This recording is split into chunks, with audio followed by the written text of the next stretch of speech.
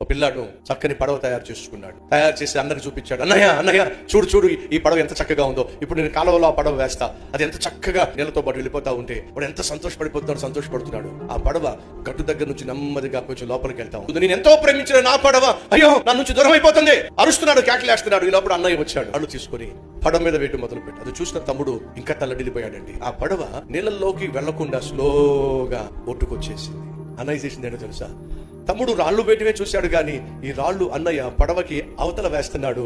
ఆ రాయి యొక్క ప్రకంపన వల్ల పడవను తమ్ముని దగ్గరికి చేరుస్తున్నాడు. అన్నయ్య తెలివిగా దాన్ని ఒడ్డుకు చేరుస్తున్నాడు. అర్థం చేసుకోలేకపోయాడు. ఆపదను దేవుడు అనుమతించినట్టుగా నీకు కనిపిస్తుంది, కానీ ఆపద ద్వారా, కష్టం ద్వారా, శ్రమ ద్వారా నువ్వు చేరుకోవలసిన రేవుకు దేవుడు నిన్ను చేరుస్తున్నాడనే వాస్తవాన్ని మనం గ్రహించక అపార్థం చేసుకుంటాం.